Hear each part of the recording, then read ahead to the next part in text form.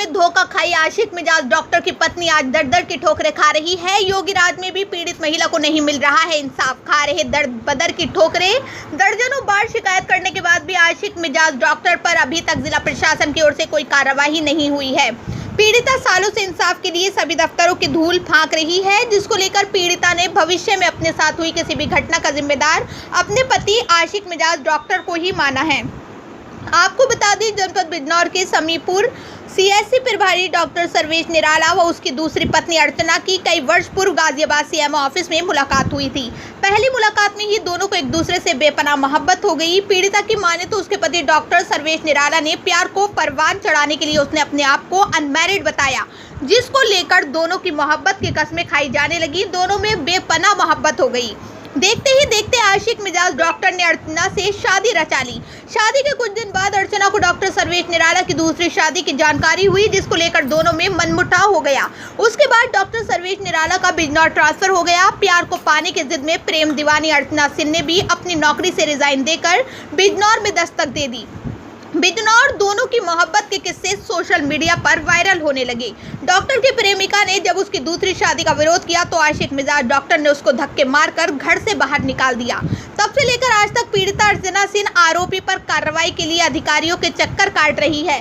पीड़िता की माने तो अभी तक आरोपी डॉक्टर पर कोई भी कार्रवाई नहीं की गई है। फिलहाल पीड़िता अर्चना सिंह ने पिछले वर्ष भी सीएमओ ऑफिस में धरना देकर आरोपी पर कार्रवाई की मांग की थी। जिले के वरिष्ठ अधिकारियों ने कार्रवाई का आश्वासन देकर धरना समाप्त कराया था, लेकिन आज तक पीड़िता जिले के हर वरिष्ठ अधिकारी के दफ्तरों के चक्कर काट रही है, लेकिन कोई कार्रवाई नहीं हो पाई। फिलहाल पीड़िता ने मामले में कार्रवाई की गुहार लगाई है। जी मैडम, क्या समस्या आपकी यहाँ क्यों आई है? जी, मैं यहाँ पर कार्रवाई के लिए आई हूँ। मेरा नाम अर्चना सिंह है। मैं डॉक्टर सर्वेश निराला की पत्नी हूँ। डॉक्टर सर्वेश निराला और हम दोनों सीएमओ ऑफिस गाजियाबाद में मिले थे। डॉक्टर सर्वेश निराला ने अपने आप को अनमैरिड बताकर मुझे बहला फुसलाकर मेरे साथ शादी किया। शादी के बाद हम दोनों बतौर पति पत्नी के तहत गाजियाबाद में रहने लगे। शादी के कुछ समय बाद मुझे पता चला कि ये पहले से भी शादीशुदा हैं और इनके बच्ची एक है, जिसका मैंने विद्रोह किया। विद्रोह करने के बाद इन्होंने बोला कि मैं अपनी पहली पत्नी को छोड़ चुका हूँ, मेरा उसके साथ कोई रिश्ता नहीं है, मैं आपके साथ रहना चाहता हूँ। और फिर इन्होंने अपना ट्रांसफ़र यहाँ बिजनौर में करा लिया। तब से फिर मैं इनके साथ रहने लगी। मैं भी वहाँ पर जॉब करती थी। इन्होंने बोला कि मेरे साथ ही रहना है, जिसके लिए मैंने रिज़ाइन भी करवाया। मैंने रिज़ाइन करके फिर मैं इनके साथ यहाँ पर रहने लगी। जब मैं यहाँ पर इनके साथ रहने लगी तब ये जो है मुझे बार बार धमकियाँ देते हैं, मेरे साथ बहुत ज़्यादा बदतमीजी कुकर्म सब कुछ करते आ रहे थे। जब मैंने इनका विद्रोह किया तो इन्होंने अपनी पहली पत्नी को अपने साथ मिला लिया और मुझे बोलने लगे कि तूने अपने बाप से पैसे लाए हैं, मेरे पहली पत्नी की शादी से तो इतने सारे मुझे सब कुछ मिले हुए हैं। जब मैं इन सारी बातों से तंग आकर बिल्कुल त्रस्त हो गई, तब मैंने इनका जो है इनकी शिकायत पत्र पिछले साल 2019 में 1/11/2019 में सीएमओ ऑफिस, एसएसपी ऑफिस और जिला अधिकारी को अपना शिकायती पत्र, प्रार्थना पत्र दिया। उसके बाद इन्होंने फिर मेरे साथ वहाँ पर 21/11/2019 को कॉम्प्रोमाइज़ करके बतौर पत्नी के तहत मुझे फिर से यहाँ पर रखने लगे। अब तब से मैं सर इन्हीं के साथ रहती हूँ। अब मुझे कुछ दिन पहले फिर से पता चला कि ये जो है बहुत सारी रंगलड़ियाँ कर रहे हैं अलग अलग लड़कियों के साथ, जिसका मैंने विद्रोह किया। जब मैंने इनका विद्रोह किया तो इन्होंने मेरे को जान से मारने की धमकी और बहुत सारे मुझे टॉर्चर किया और मुझे अभी अपने लाइफ से निकालना चाहते हैं। और सर अगर इन केस मुझे कुछ भी होता है तो उसके जिम्मेदार डॉक्टर सर्वेश निराला, इनकी पहली पत्नी और उनकी माँ होंगी। 19/11 में आपके साथ, आप बता रहे थे 19/11 में आपके साथ कोई घटना हुई?